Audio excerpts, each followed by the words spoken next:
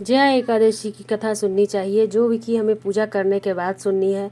तो आइए जानते हैं हमें जया एकादशी की कथा सुनने के लिए हाथ में थोड़े से तिल लेने हैं और कथा सुनते हैं। तो माघ महीने की शुक्ल पक्ष की एकादशी को जया एकादशी कहते हैं, जो कि इस वर्ष 8 फरवरी शनिवार को है। जया एकादशी का व्रत, इस दिन एकादशी व्रत के महत्व के बारे में विष्णु पुराण में बताया गया है कि इस दिन व्रत रखने वाले को कभी भी भूत पिचास वगैरह की योनि प्राप्त नहीं होती।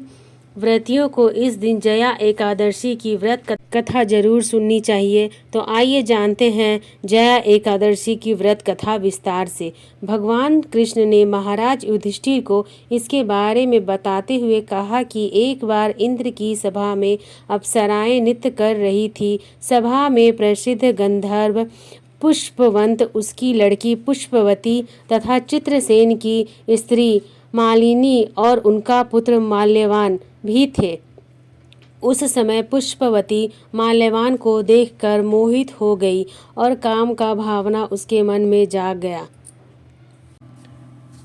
उसने अपने रूप, सौंदर्य, हाव भाव से मूल्यवान को प्रसन्न कर दिया। पुष्पवती के अद्वितीय स्वरूप के कारण मूल्यवान भी कामसास हो गया। दोनों कामसास होकर क्रियाओं में लिप्त हो गए। उन्हें अलग करने के लिए राजा इंद्र ने दोनों को बुलाकर नाचने का आदेश दिया। इंद्र का आदेश सुनकर दोनों ही नाचने लगे, लेकिन कामातुर होने के कारण सही से नृत्य नहीं कर पा रहे थे। इंद्र सब समझ गए और उन्होंने क्रोधित होकर दोनों को श्राप दे दिया कि तुम दोनों स्त्री पुरुष के रूप में मृत्यु लोक में जाकर पिशाच का रूप धारण करो और कर्मों का फल भोगो। इंद्र के श्राप के कारण दोनों हिमालय पर पिशाच बनकर दुख पूर्वक अपना जीवन व्यतीत करने लगे। दोनों को पूरी रात नींद नहीं आती थी। एक दिन पिशाच ने अपनी स्त्री से कहा, ना मालूम हमने पूर्व जन्म में ऐसे कौन से पाप किए हैं जिसके हमें इतनी कष्टदायी पिशाच योनि प्राप्त हुई है। तभी एक दिन अचानक दोनों की भेंट देव ऋषि नारद से हो गई। देव ऋषि नारद ने उनसे दुख का कारण पूछा तो पिशाच ने यथावत वे संपूर्ण बातें कह सुनाई जिसके कारण पिशाच योनि प्राप्त हुई थी।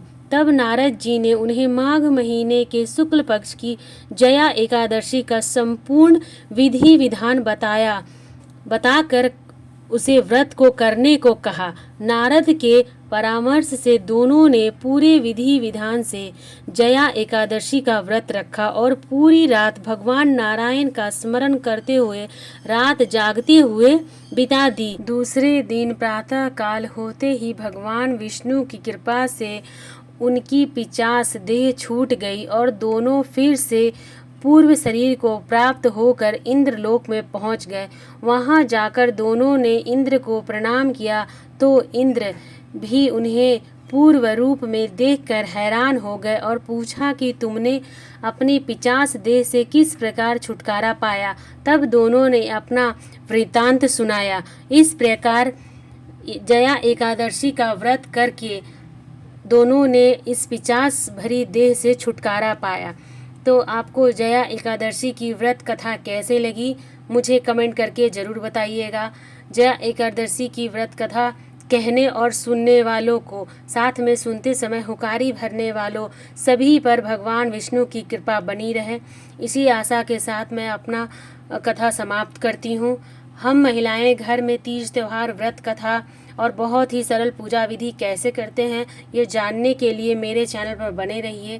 राधे राधे दोस्तों, फिर मिलेंगे अगले वीडियो में। आप सभी का धन्यवाद। जय श्री कृष्ण, जय श्री हरि।